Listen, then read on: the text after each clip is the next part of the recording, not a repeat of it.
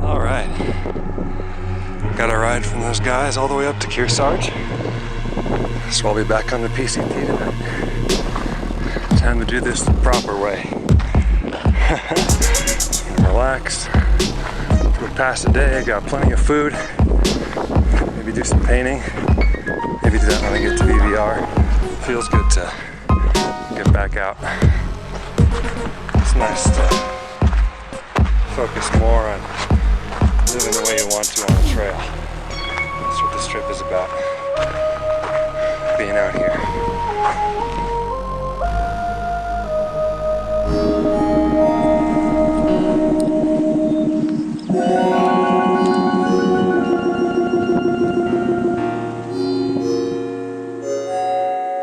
The Pacific Crest Trail from Kearsarge Pass to Vermilion Valley Resort at Lake Edison takes you through a wonderful series of passes in the Sierra Nevada mountains.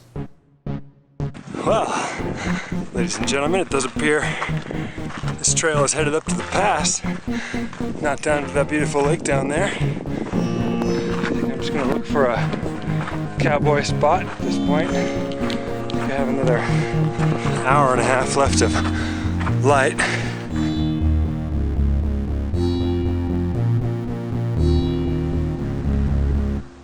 All right, found a nice spot right here, just before the pass. Got some pretty good stuff for dinner here. Couscous with broccoli and red peppers, some lentils in there. Added some olive oil, of course, and hot sauce. We are good to go. Doesn't even really need the Fritos for crunch. Little pitch here, it's not the greatest, but it'll definitely do. There's the moon up there with the ridge. Not too many bugs at all up here either. It's not even cold. So, looked at my maps this morning and I am indeed going right over Glen Pass. Nice and late, 6:40 or so. Looking forward to getting up this thing and seeing what it's like on the other side. Well, that wasn't so bad. These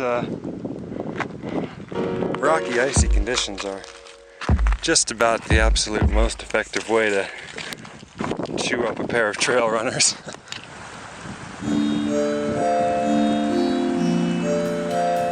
This is Ray Lake. It's absolutely incredible.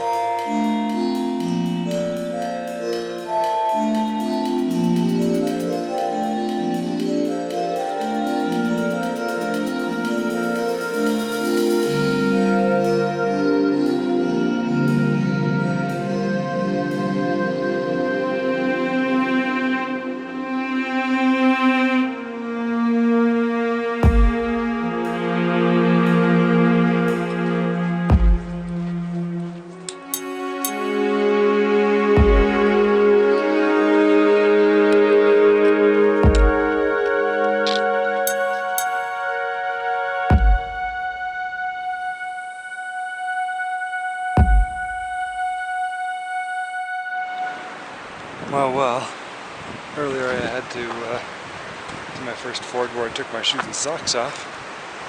And it looks like now I gotta do it in style.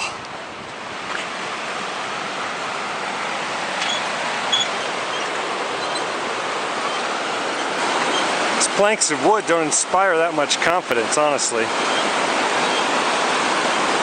Hey, how's it going?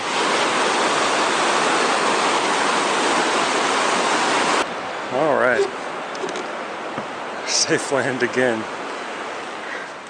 Oh, and it looks like this bridge is right at mile 800.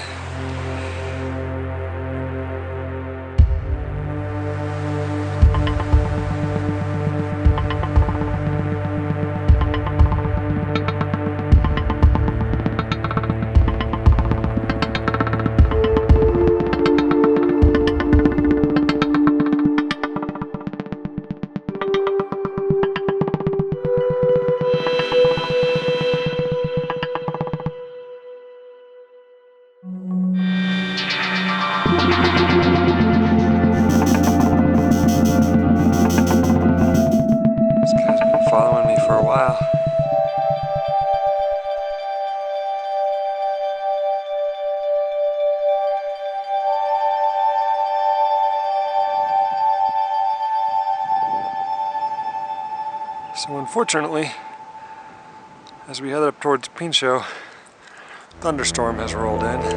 Got some hail, some precipitation, and it rolled over us. There's going to be a point in the next mile or two where I might have to wedge myself under some of these trees.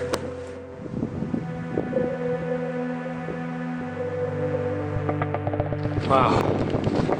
Today, even though I've only been going since 7 a.m., it feels like I've done about 23, 24, 28 miles. I think I'm coming up on 15 or 16 here. I guess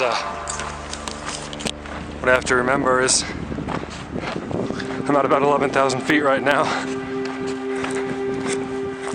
Well, figures. The pass that turned me back was the easiest one terrain-wise. A thunderstorm seemed to stay the same, but when I started heading up past all the reasonable camp spots, a snowstorm blew straight from the pass towards where I was, and I was just sort of screwed. Got soaked trying to put my tent up in a super windy spot next to some trees. Finally just got on the other side of those trees, warmed up after that stupid experience after just stuffing my tent back in my bag, and try and find a spot to camp in the area that was better than where I was. So I'm way off trail now. Not way off trail, but I'm a bit off trail. It's the first time I got pushed back from a pass. So now I'm going to eat food inside my tent like I shouldn't with my bear canister, and then maybe I might actually watch Game of Thrones, cause damn. Well, there was my little spot in the night, sheltered from the storm. Quite nice out now. This spot probably breaks my record for the highest altitude ever slept at by me so far. It's probably closing in on 12,000 feet.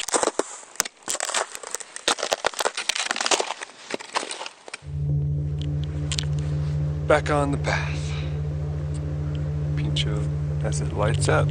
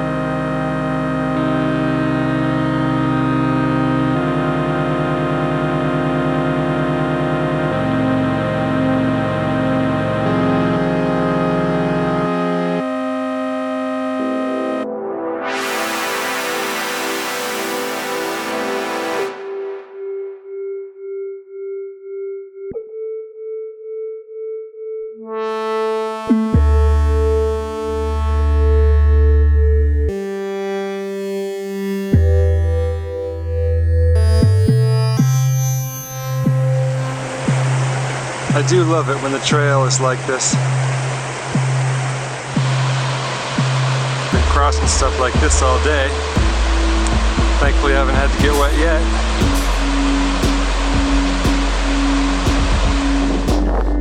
Alright, here we are headed up Mather. So it's nice and open, nice and wide.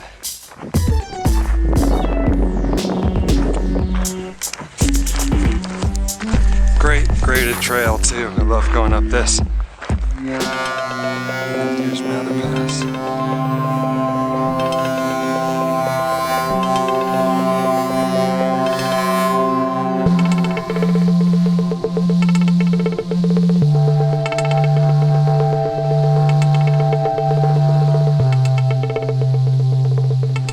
Holy crap! Scramble on the boulders all the way down that. I can see 3 guys starting their descent right now. Man, some tough stuff. So I've just learned, after coming over Mather from a couple headed the other way, next pass is Muir Pass, which is not for some time. You could practically jump for joy going over those passes. It's, yeah, takes a lot out of you. So I'm pretty excited to be here, and that I must just be headed on down the side of this valley for quite some time.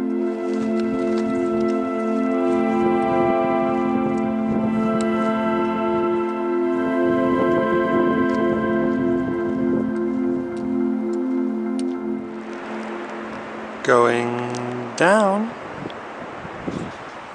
Man, I am tired after coming down from Mather Pass. Looks like there's another 4.6 to Grouse Meadow. Should be able to get there pretty easily. Muir Pass actually is tomorrow at 14 miles from here, so it's okay though, because I'm making great progress, so should be fine hopefully.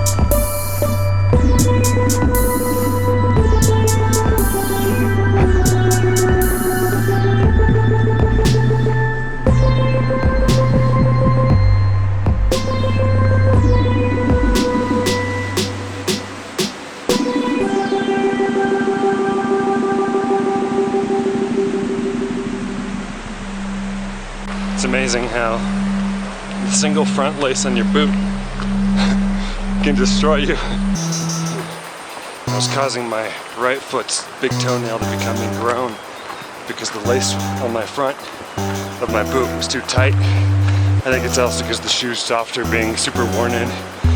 After cutting it again this morning, I finally looked at my shoes and was like, wait a second, this one's tighter than the other one. And the second I undid that tightness, it was super obvious. Which figures. Headed up Muir Pass. Well, going up this thing, it's gonna be fun.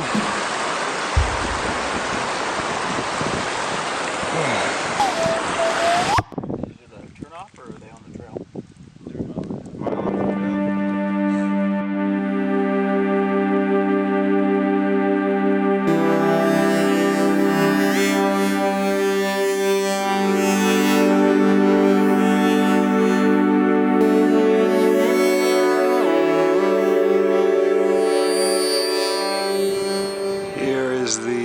Rock where I rested after coming down Muir Pass.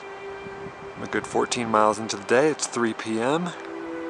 which means the day is a success. Hopefully I won't have to get my feet wet again. I spent a nice while here drying them off, getting water from the lake, and of course eating a bacon and barley dinner that I got from the Bishop Hiker Box, which was quite good for breakfast and lunch.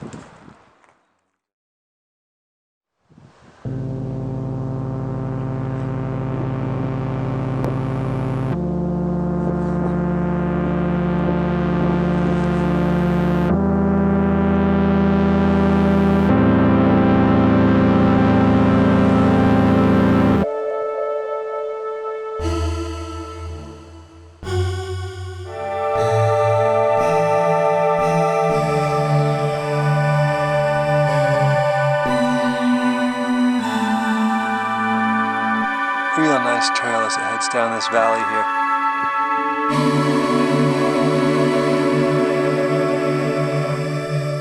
This soft dirt trail is pretty nice right about now after crunching my feet up on rocks 4 passes in a row. I appear to be in a pretty nice spot. Here's Evolution Creek, my first proper ford. Should be interesting. Alright. Waking up on this nice morning. My feet are feeling quite better. My shoes are still a wreck though. I'm gonna be finding a nice place to have a little holiday. 2 zeros instead of 1, I think. Because I need new shoes. But I also want to do some painting. That's the joy of a trip like this, is it's more than just walking. It's more than just being in one place. I think one of those main things that one often misses from everyday life when in the Sierras is waking up in a warm place and being able to get ready for the day in that warm place. It's contributed to a lot of late risings here. Hanging out down the street, not a thing to do but talk to myself. Now leaving Kings Canyon, entering John Muir Wilderness.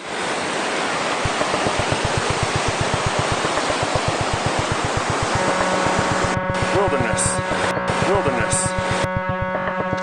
When I travel in the wilderness,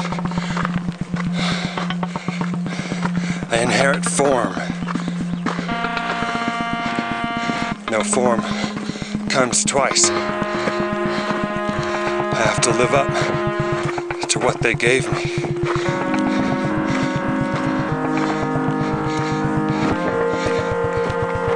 And to cut myself from this bounty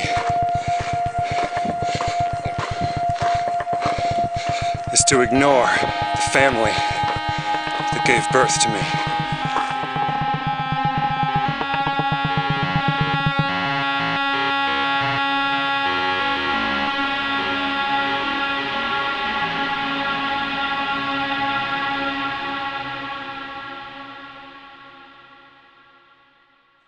Well, it turns out there's more than one way to VVR. Now I'm on the Bear Creek Trail.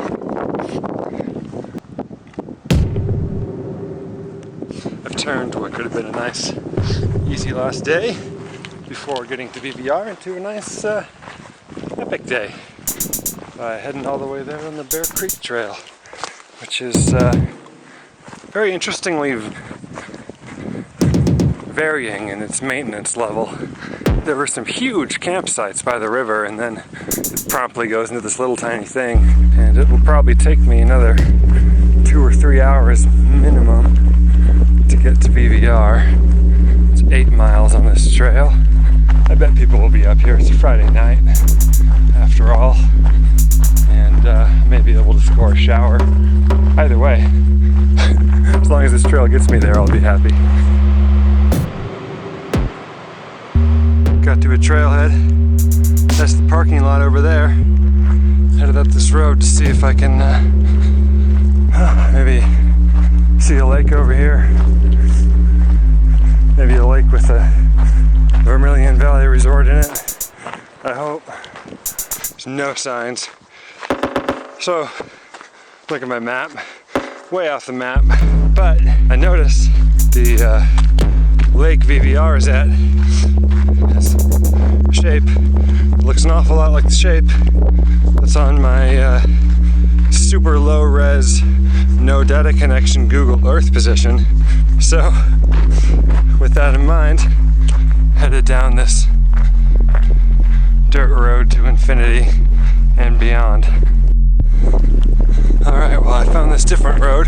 There's a sign saying to Edison Lake, which is the lake VVR is at. Nothing about VVR. Quite thirsty. Need water ASAP, really, but we'll see. Should not be too much longer. Alright, here we are on the trail coming out of VVR. I did indeed make it to VVR that night. However, I wouldn't have if I hadn't got a ride for the last couple miles on the road, because it turns out I missed a turnoff on the Bear Creek Ridge Trail, or on the Bear Creek Trail, not the Bear Ridge Trail, which is different. I was obviously getting dehydrated and that was no good. And thankfully, after a couple miles walking in the dark on the road, a truck came by and a guy named Kurt picked me up. The rest of the way was a bit horrifying because it was so much longer than I had thought, and there was no water and the road split off many times. So I lucked out. I am going to try and make it the next 65 miles or so to Tuolumne I do have the opportunity to get off in 35 or so at Mammoth if my shoes really don't make it.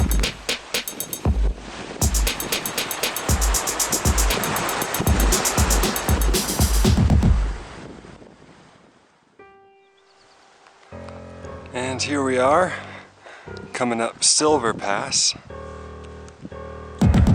Going through all these different passes. Different style, walking over a whole range like this. It certainly makes for harder hiking, but it's really cool too.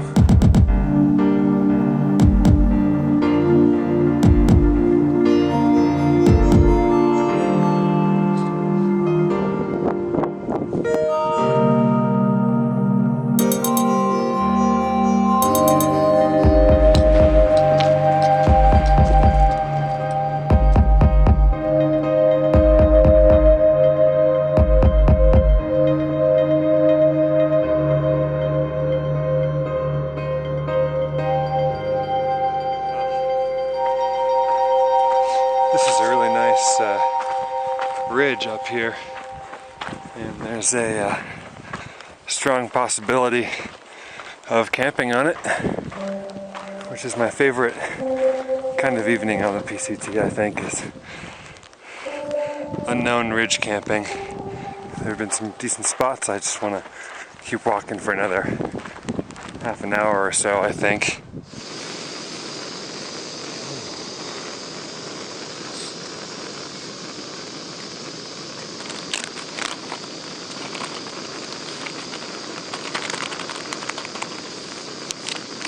Well, we've got rather a mishmash tonight. I've got rice that had some chili in it and some dehydrated vegetables, and I've added to it pasta sauce and beef. The flavor of the beef and the pasta sauce, I think, will be hopefully the overriding feature of the dish. I'll just pour it in the bag, and if it leaks, then I can put it in the pot. It's always an option. This is a really nice camping spot. I tried to find a good one tonight. I was hoping for an amazing one, but I'm not let down by finding an excellent one. Here I am. Looks like our water is just about ready for our concoction here. And I've got that sitting in my lap waiting to fully rehydrate. I've got a nice bear canister full of food. And I think I did about 25 today. I feel really good now at the end of the day, and that's everything. I did finally realize my backpack has the chest strap you can actually move up and down, which has probably been the cause of quite a lot of my shoulder pain, so hopefully we'll be able to figure that out.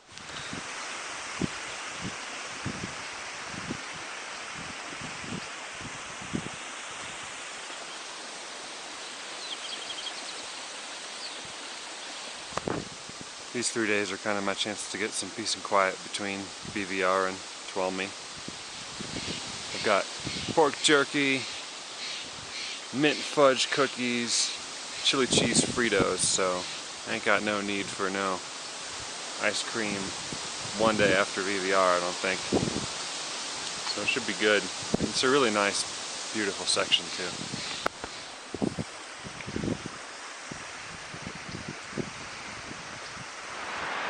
And now I shall follow the JMT for 14 miles or so. Goodbye, PCT. I'm thinking a lot about game design, programming. Game design and programming. You move across a tile set.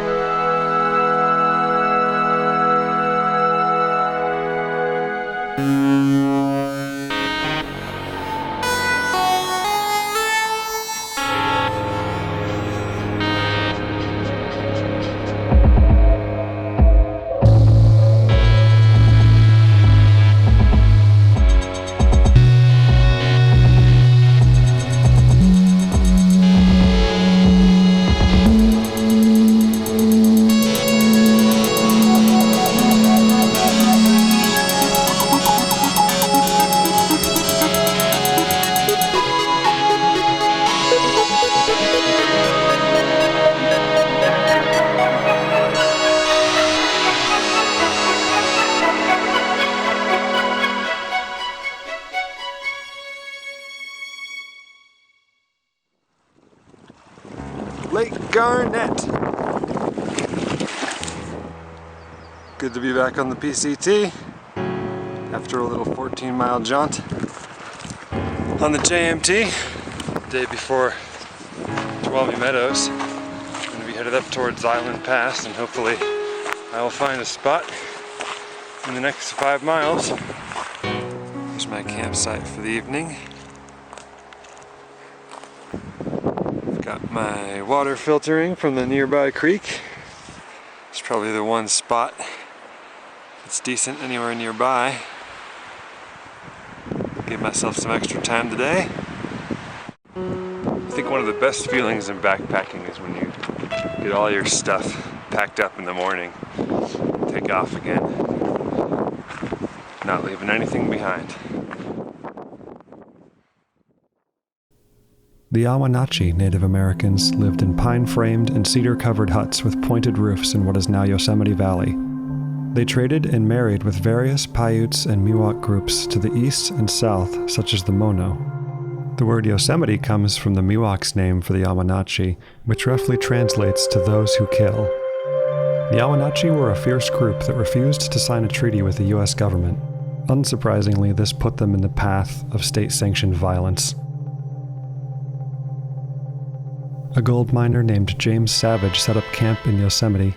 When his pride and greed cost him his new native friends and his outposts were then attacked by them, he was made into the major of a new battalion, assigned, of course, to hunt the rest of the Awenatchee down. He burned their villages, and after much pursuit, the Awenatchee were finally forced to march to a reservation near Fresno.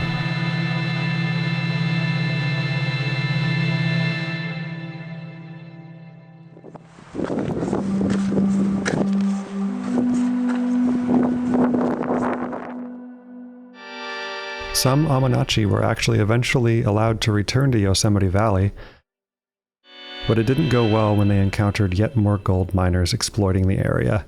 After conflict, they fled east. Today, many descendants and tribal citizens of people native to the Sierras live in the towns of North Fork, the city of Fresno, and many other areas nearby, continuing to live on the land they have since time immemorial.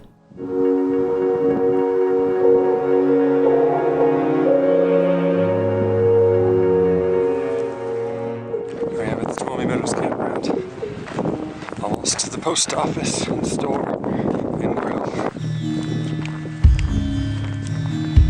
Here we are in beautiful Lee Vining.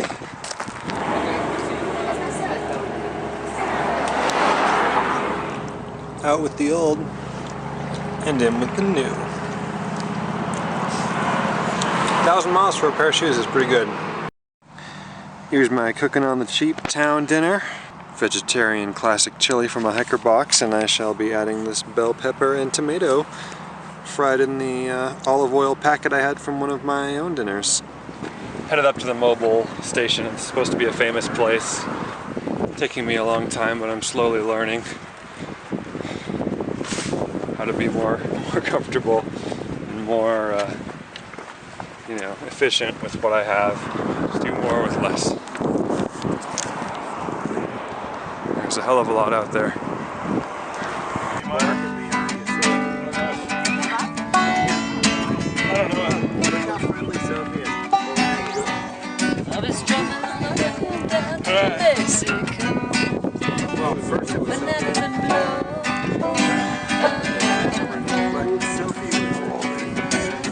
Oh yes, no, I just made it up. Strawberries! Yeah, for the first time, cheers! Chupesky is what everyone said. Chupesky! Because we love him so. Okay, I had to turn it off before anyone else could comment.